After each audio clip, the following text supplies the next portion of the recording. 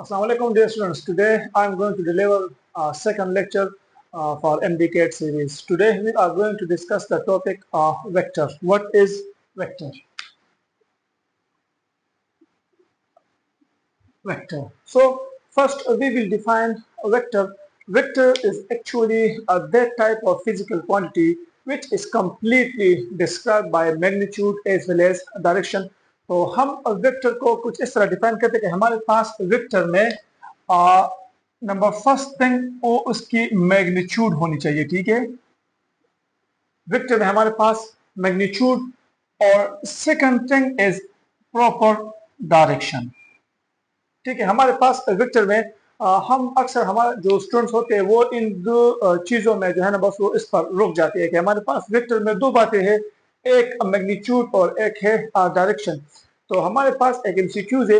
अगर मैं आपसे इस तरह कहूं कि अगर मैं कहूं कि हमारे पास एक फिजिकल क्वांटिटी की प्रॉपर मैग्नीट्यूड भी है और उसकी एक प्रॉपर डायरेक्शन भी है, तो आप डायरेक्टली कहेंगे कि हमारे पास ये वेक्टर है। लेकिन जरूरी नहीं है कि हमारे पास कुछ फिजिकल क्वांटिटी इस तरह भी है जिसकी मैग्नीट्यूड भी है, डायरेक्शन भी है, लेकिन वो फिर भी हमारे पास वेक्टर नहीं है। जिस तरह कि मैं भी आपको एमसीक्यूज शो करता हूँ। हमारे पास एमसीक्यूज नंबर फर्स्ट है,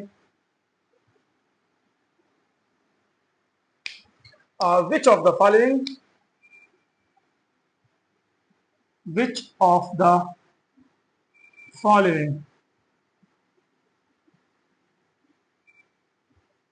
physical quantity is magnitude plus direction but still not a vector? तो हमारे पास वो कौन सी ऐसी क्वांटिटी है जिसकी डायरेक्शन भी है? तो इलेक्ट्रिक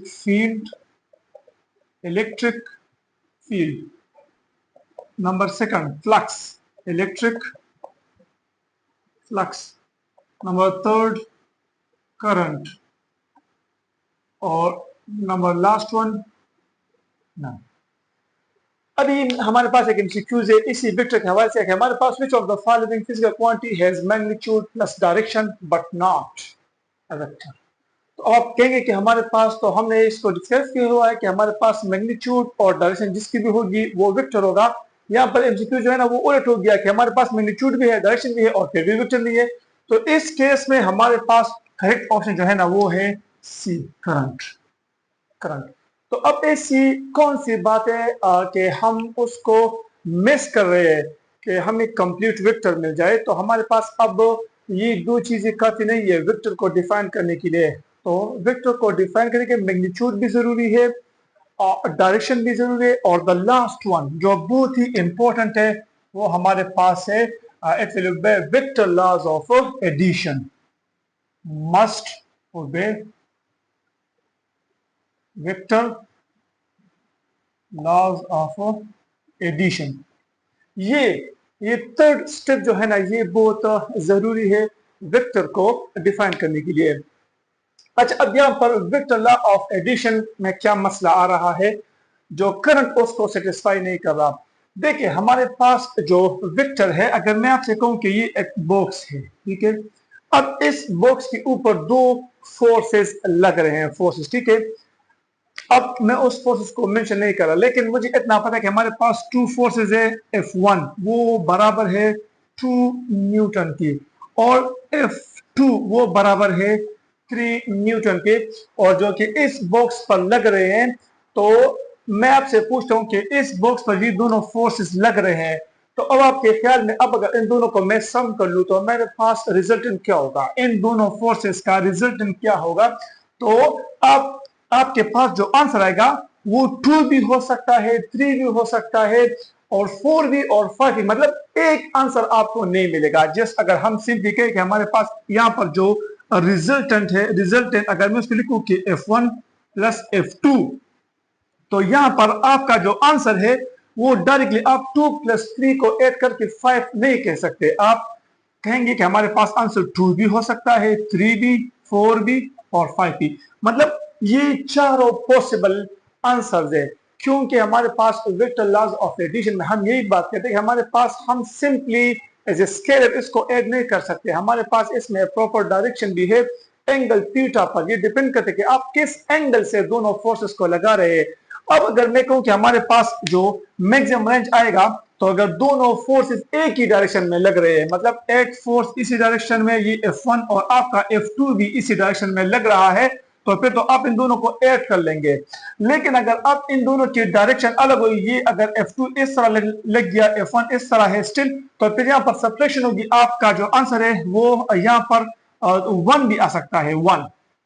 ठीक है, तो मतलब ये हुआ कि आपके पास वेक्टर लॉ ऑफ एडिशन में हम ये कह सकते हैं कि हमारे पास जो वेक्टर्स है जब उसको हम ऐड करेंगे तो आप उसको सिंपली ऐड नहीं करेंगे जिस तरह की स्केलर्स है, बल्कि ये डायरेक्शन पर डिपेंड करता है।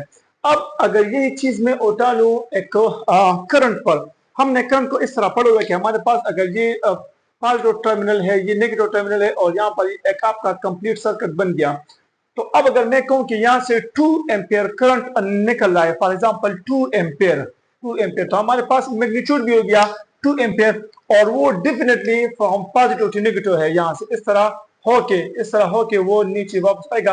तो प्रॉपर डायरेक्शन भी है, मैग्नीट्यूड भी है, प्रॉपर डायरेक्शन भी है, but still it is not a vector because current does not obey vector laws of addition. अब वेक्टर लॉज ऑफ एडिशन इसका ये मतलब है कि हमारे पास एक जंक्शन है, लेट्स सपोज ये एक जंक्शन है, ये एक सर्किट है जहां पर दो तरफ से करंट एंटर हो, दो वायर के जरिए।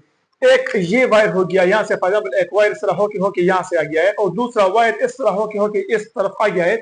लेट्स सपोज इस तार में, इस वायर में 2 एम्पियर करंट वो फ्लो कर रहा है, ठीक है, जंक्शन की तरफ, और यहाँ से भी जो है ना फॉर एग्जांपल 3 एम्पियर करंट वो फ्लो कर रहा है। अब आप जो भी तरीका कर ले, लेकिन इस जंक्शन में आपको जो आंसर, जो रिजल्टेंट करंट वो मिलेगा, वो आपका 5 एम्पियर ही होगा, 5 एम्पियर। तो हमारे पास ये दोनों करंट जो है ना वो सिंपली ऐड हो गए। तो यहां पर जो है ना वो करंट ने डाइवर्जन शो की, वो डाइवर्ट हो गए from the vector to scalar, और ये शो कर दिया कि हमारे पास वेक्टर को रिप्रेजेंट करने के लिए जस्ट मैग्नीट्यूड और डायरेक्शन जो है ना ये काफी नहीं है, बल्कि वेक्टर लॉज ऑफ एडिशन को ओबे करना ये जरूरी है।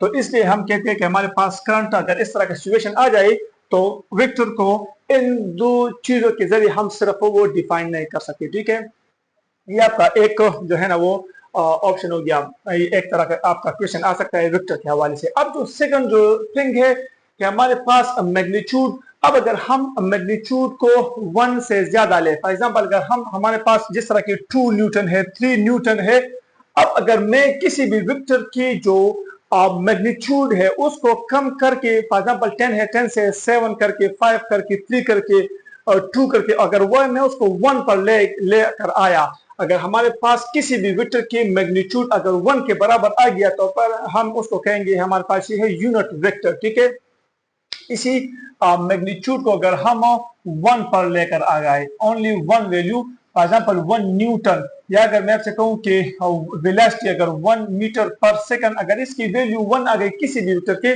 तो फिर हम उसको कहेंगे यूनिट वेक्टर, और फिर उसी यूनिट वेक्टर का सिर्फ एक ही काम है, वो है आपको प्रॉपर डायरेक्शन वो बताना। ठीक है, तो हमारे पास जो वेक्टर में जो इंपॉर्टेंट टॉपिक आता है वो है हमारे पास यूनिट वेक्टर, यूनिट वेक्टर। तो यूनिट वेक्टर हमारे पास वो होता है जिसकी मैग्नीट्यूड 1 के बराबर होते हैं, और हम उसको इस तरह भी डिफाइन कर सकते हैं कि हमारे पास ये एक अगर यूनिट वेक्टर है तो हम इसको लिखेंगे कि vector divide by its magnitude. ये इस यूनिट वेक्टर का फार्मूला है कि हम जब भी किसी वेक्टर को उसकी मैग्नीट्यूड पर डिवाइड कर ले तो वो हमें फिर यूनिट वेक्टर वो देगा। ठीक है, तो इस फार्मूले को आप जहन में नोट कर ले, इसके ऊपर हम इंशाल्लाह आगे जाकर इस पर एमसीक्यूज कर लेंगे। ठीक है, अच्छा, अब यहाँ पर एक इंपॉर्टेंट क्वेश्चन आ रहा है डायरेक्शन के हवाले से, हमारे पास डायरेक्शन वो कौन सा होगा, या हमारे पास ऐसा हो सकता है कि एक फिजिकल क्वांटिटी है और वो एक ही टाइम में जो है ना वो एक से लेके एक से ज्यादा डायरेक्शन को एक ही टाइम में वो शो करे, तो फिर हम उसको क्या कहेंगे। तो हमारे पास अगर हम इस तरह कहें कि हमारे पास नो डायरेक्शन, अगर डायरेक्शन नहीं है मतलब जीरो है, तो हम उसको फिर कहते हैं वो तो सिंपल स्केलर है, हम उसको स्केलर बोलते हैं, या उसको हम कहते हैं रैंक 1, अगर उसकी डायरेक्शन एक ही प्रॉपर डायरेक्शन है, अगर एक डायरेक्शन है तो हम उसको फिर कहेंगे वेक्टर। और अब हमारे पास इस तरह की अक्सर एमसीक्यूज आते हैं कि हमारे पास ऐसा फिजिकल क्वांटिटी जिसकी मैग्नीट्यूड भी है और वो एक ही टाइम में एक से ज्यादा डायरेक्शन को शो कर रहे हैं। हम उसको एमसीक्यूज नंबर 2 की तरफ हम जाएं। MCQs number 2,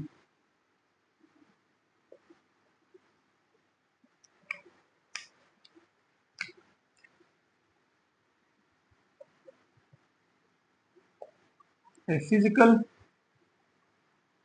quantity having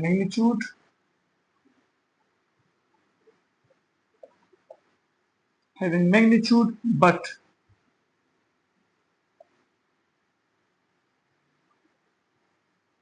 more than one direction start. अगर हमारे पास एक फिजिकल क्वांटिटी है जिसकी मैग्नीट्यूड भी है लेकिन वो डायरेक्शन जो है ना वो उसकी एक से ज्यादा है, तो फिर हम उसको क्या कहते हैं? Number scalar, second vector, tensor. तो यहाँ पर इस तरह का एक ट्रिकी पॉइंट है, ये आप ध्यान में नोट कर ले कि हमारे पास अगर मैग्नीट्यूड भी हो और उसकी डायरेक्शन 1 से ज्यादा हो तो फिर हम उसको टेंसर की कैटेगरी में उसको डालते हैं, टेंसर। क्योंकि हमारे पास टेंसर नॉर्मली तो हमारे पास ये सारे स्केलर वेक्टर ये सारे टेंसर की कैटेगरी में आते हैं। हम स्केलर को कहते हैं कि ये रैंक 0 है, वेक्टर को हम कहते हैं ये हमारे पास रैंक 1 टेंसर है। और इस तरह हमारे पास टेंसर हमारे वो रैंक 2, 3, 4 इस तरह के इसके मुख्तलिफ रैंक से डिपेंड करता है उनकी डायरेक्शन पर, तो इसके हम उसको कहते हैं टेंसर। ठीक है। अच्छा, अब हमारे पास ऐसा फिजिकल क्वांटिटी वो कौन सा फिजिकल क्वांटिटी है हमारे डेली लाइफ में जब या हम फर्स्ट या सेकेंडरी की बुक में हम उसको स्टडी करते हैं, जो कि न स्केलर है और न वेक्टर है बल्कि वो टेंसर है। तो आप ये ज़हन में नोट कर ले, हमारे जो फर्स्ट ईयर की बुक में दो चीजें जो बार बार हमारे सामने आते हैं वो है हमारे पास नंबर फर्स्ट जो है ना, फर्स्ट नंबर वो आपके पास है स्ट्रेस। स्ट्रेस ये ऐसा फिजिकल क्वांटिटी है जिसकी मैग्नीट्यूड भी है लेकिन ये एक डायरेक्शन पर डिपेंड नहीं करता, इसके साथ दो डायरेक्शन एसोसिएटेड है, तो इसलिए हम इसको कहते हैं ये हमारे पास टेंसर की कैटेगरी में आता है। ठीक है। और सेकंड जो थिंग है वो हमारे पास है movement of inertia. Movement of inertia, तो मूवमेंट ऑफ इनर्शिया और स्ट्रेस ये दोनों जो हम हमारे पास ये टेंसर की कैटेगरी में ये आते हैं। ठीक है। तो ये जहन में नोट कर ले कि हमारे पास मैं दोबारा रिपीट करता हूं कि वेक्टर को डिफाइन करने के लिए आपके पास दो चीज नहीं बल्कि तीन चीजों का होना लाजमी है, magnitude, direction and must obey vector laws of addition. और जो कि ये दोनों करंट के पास ये दोनों चीजें हैं लेकिन वो चूंकि वेक्टर लॉ को ओबे नहीं करता तो इसलिए हमारे पास करंट स्केलर की कैटेगरी में आता है।